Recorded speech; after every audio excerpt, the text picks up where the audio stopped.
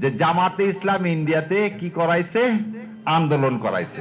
BNP কি আওয়ামী লীগের মতো পরিণতি ভোগ করবে কি না? সেদিন আমি আমার ছেলেকে যে প্রতিশ্রুতি দিয়েছিলাম তা মিথ্যা। কি ভাষা বললে সরকার শুনবে আপনাদের আহাজারি, এটাই বসে থেকে এখানে শুনতেছিলাম।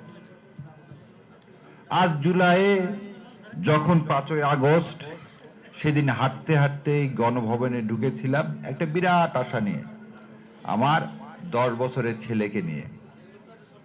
ওকে বললাম আজকে দেশ স্বাধীন হয়েছে। ও আমাকে জিজ্ঞাসা করছে তাহলে তো আর কোনো লোক মারা যাবে না? না বাবা। বললাম না।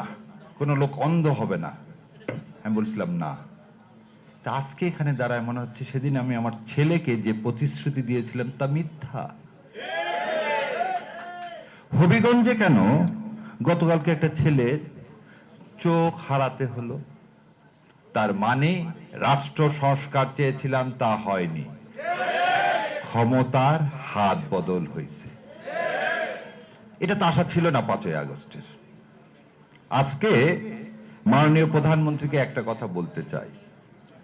আপনি যে এই মিডিয়াতে জুলাইয়ের কথা বাদ দেওয়ার জন্য, মুছে ফেলে দেওয়ার জন্য কিছু লোককে অ্যাপয়েন্টমেন্টই করলেন জামাতকে অ্যাসাসিনেট করার জন্য, এতে লাভবান কে হবে?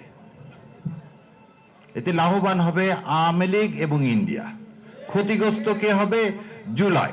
তাহলে আপনি যদি জুলাইকে অন করেন, আপনি সংসদে বলতেছেন সবাই মিলে এই দেশটাকে গড়ব, তাহলে এই আমরা টিভিতে এই চিত্র দেখতেছি কেন?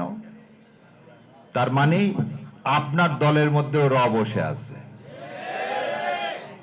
আপনার দলের মধ্যেও র বসে আছে। তবে আপনাদের জন্য, আপনারা যারা রক্ত দিয়েছেন, এদেশ স্বাধীন করছেন, তাদের একটা প্রাপ্তি আছে। সেই প্রাপ্তি হচ্ছে আজ 55 বছরে ইন্ডিয়া কোনোদিন বাংলাদেশের কোনো রাজনৈতিক দলকে ভয় পায়নি, এবং ইন্ডিয়া কোনোদিন ভাবেনি যে এদেশের স্বাধীনতা সার্বভৌমত্ব রক্ষায় কোনো রাজনৈতিক দল এগিয়ে আসবে। আজকে ভারতের পররাষ্ট্র মন্ত্রণালয় পর্যন্ত বলে যে জামাতে ইসলাম ইন্ডিয়াতে কি করাইছে, আন্দোলন করাইছে। তাহলে এ থেকে প্রমাণ হয় এদেশের স্বাধীনতা সার্বভৌমত্ব যদি কেউ রক্ষা করতে পারে সেটাই বাংলাদেশ জামাতে ইসলামী এবং আমাদের আমির ডক্টর শফিকের হাতই হচ্ছে এদেশের বাংলাদেশের মাটিকে যে কোনো শকুনের হাত থেকে রক্ষা করার জন্য যথেষ্ট, ইনশাল্লাহ।